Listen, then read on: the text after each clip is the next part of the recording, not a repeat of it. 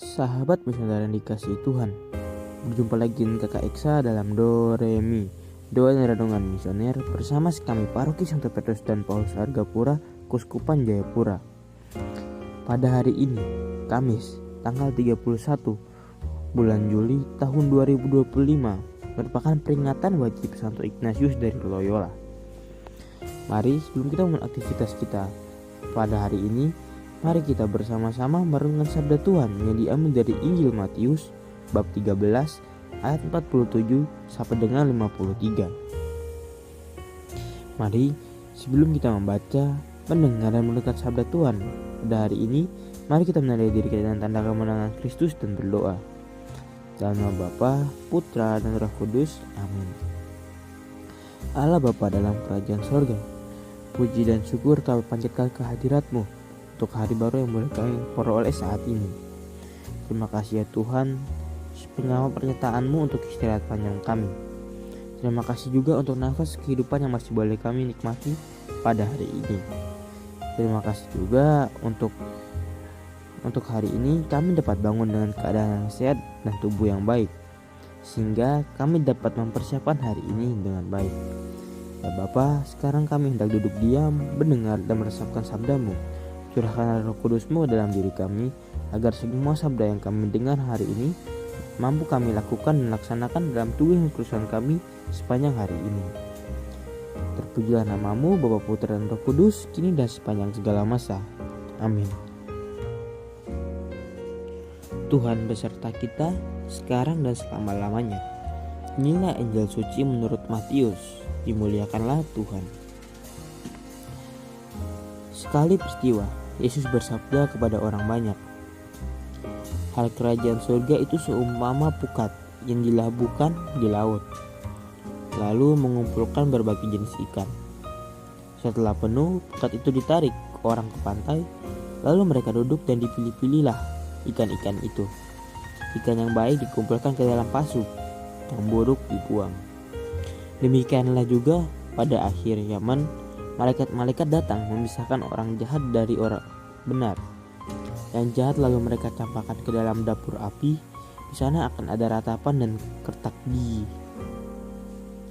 Mengertikah kalian akan segala hal ini? Orang-orang menjawab, ya, kami mengerti. Maka bersabdalah Yesus kepada mereka, karena itu setiap ahli Taurat yang menerima pelajaran hal kerajaan Allah seumpama seorang tuan rumah yang mengeluarkan harta yang baru dan lama dari perbendaharaannya. Setelah selesai menyampaikan perumpamaan itu, Yesus pergi dari sana. Demikianlah sabda Tuhan, terpujilah Kristus. Sahabat misioner yang dikasihi Tuhan, Santo Ignatius dari Loyola lahir dengan nama Inigo Lopez de Loyola pada tahun 1491 di Spanyol, dari keluarga bangsawan Basque. Masa mudanya diisi dalam kehidupan kesatria, ambisi duniawi, dan pencarian kehormatan. Ia adalah seorang tentara yang penuh semangat dan cinta pada petualangan. Namun semuanya berubah pada tahun 1521, di mana ketika kaki Ignatius terluka parah oleh tembakan meriam. Pada masa pemulihan yang panjang, Ignatius membaca satu-satunya buku yang tersedia, riwayat hidup Yesus dan kisah para kudus. Bacaan itu sangat menyentuh hatinya pada saat itu. Ia mulai perlahan-lahan merenungkan makna hidup, merasa tertarik pada hal-hal rohani yang mulai bertanya, kalau para kudus bisa melakukan begitu banyak hal bagi Tuhan, mengapa aku tidak? Akhirnya Ignatius meninggalkan kehidupan lamanya dan mulai menjalani hidup sebagai peziarah. Ia menghabiskan waktu di Gua Manresa untuk berdoa dan merenung. Di sanalah ia mengalami pencerahan rohani yang sangat mendalam, yang kelak menjadi dasar dari buku terkenalnya Latihan Rohani, panduan doa dan retret yang digunakan hingga saat ini. Ia kemudian menyadari bahwa untuk benar-benar melayani Tuhan ia perlu pendidikan. Meski sudah dewasa, Ignatius belajar dari nol, bahkan duduk bersama anak-anak belajar bahasa Latin. Setelah menyelesaikan studi di Paris, ia mengumpulkan sekelompok sahabat, termasuk Santo Franciscus Xaverius, dan bersama-sama mereka mendirikan Serikat Yesus, atau yang disingkat SJ, pada tahun 1534, yang kemudian kemudian disahkan oleh Paus pada tahun 1540. Ignatius dikenal sebagai pemimpin rohani yang disiplin, rendah hati, dan sangat semangat dalam misi. Ia mengutus para Yesuit ke seluruh dunia, Asia, Afrika, Amerika Latin, dan banyak lagi, untuk menyebarkan Injil dan membangun pendidikan Katolik. Prinsip utama mereka adalah Et Maiorem Dei Gloriam, untuk kemuliaan Tuhan yang lebih besar. Ia meninggal pada tanggal 31 Juli 556 di Roma. Pada tahun 1622, ia dinyatakan kudus oleh Paus Gregorius ke-15. Sahabat misioner yang dikasihi Tuhan, dalam Injil hari ini, Yesus membandingkan kerajaan surga dengan jala yang menampung segala macam ikan, yang kemudian ia pisahkan antara yang baik dan buruk. Ini adalah sebuah gambaran tentang pembeda, pemisah, yang menuntut kebijaksanaan, ketajaman hati, dan ketulusan batin. Santo Ignatius dari Loyola bisa menjadi sebuah sosok yang menampilkan dengan nyata semangat Injil ini dalam hidupnya.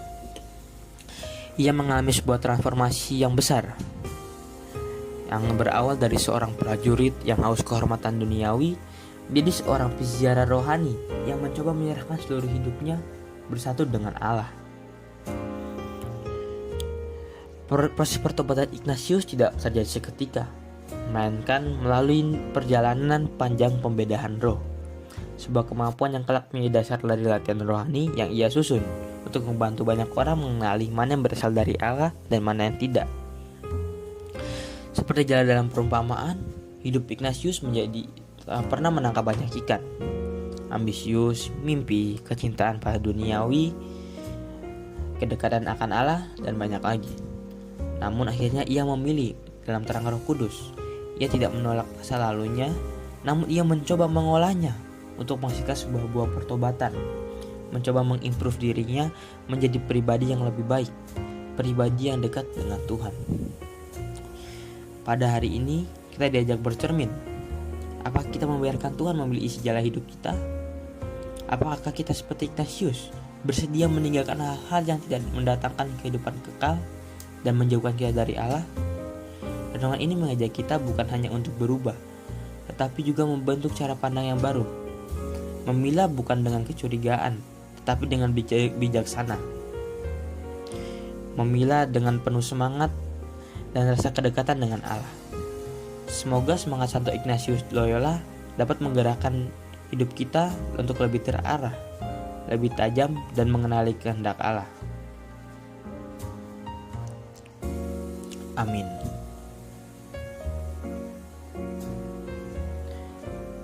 Mari kita senantiasa menghadirkan Allah dalam setiap langkah hidup kita dengan segala keberadaan kita, serta kita dapat membagikan segala kasih dan kebahagiaan kepada semua orang. Sahabat misioner yang dikasihi Tuhan, mari kita menutup pertemuan kita pada hari ini dengan bersama-sama berdoa dengan doa anak misioner Indonesia. Doa anak misioner Indonesia, dalam nama Bapa dan Putra dan Roh Kudus. Amin. Tuhan Yesus, Engkau diutus Bapa menjadi berkat bagi dunia dan menjadi juru selamat bagi manusia. Utuslah kami, anak-anak dan remaja misioner di Indonesia, untuk menjadi sahabat yang kuat bagi yang lemah, sahabat yang rela berkorban bagi yang menderita payah, sahabat penghibur bagi yang sakit dan gelisah. Tuhan Yesus, kami pun ingin menjadi utusan-utusan kecil-Mu, teman setia bagi yang tersingkir dan terlantarkan, teman bicara bagi yang kesepian dan terlupakan, sobat yang gembira bagi yang sedih dan susah, sobat yang penuh penghargaan bagi yang tak dicintai. Tuhan Yesus, utuslah kami ini dengan bantuan Roh Kudus-Mu untuk menjadi garam dan daging yang baik, menjadi terang dan obrolan cemarang, membawa kegembiraan dan pengharapan. Tuhan Yesus, kuduskanlah badanku dan kuduskanlah jiwaku. Persembahkan diriku padamu hari ini. Berkatilah semua anak dimanapun, berkatilah semua orang yang kami jumpai, siapapun mereka. Amin. Sahabat misioner yang dikasihi Tuhan, sampai di sini dulu Doremi pada pagi hari ini. Semoga kita mampu menjadi pelaku sabda Tuhan yang baik, dan semoga kita senantiasa dibimbing, dilindungi, dan diberkati oleh Allah Bapa yang Maha Kuasa, dalam nama Bapa, Putra, dan Roh Kudus. Amin. Selamat beraktivitas pada hari ini. Sampai berjumpa kembali dalam Doremi selanjutnya. Tuhan Yesus memberkati kita.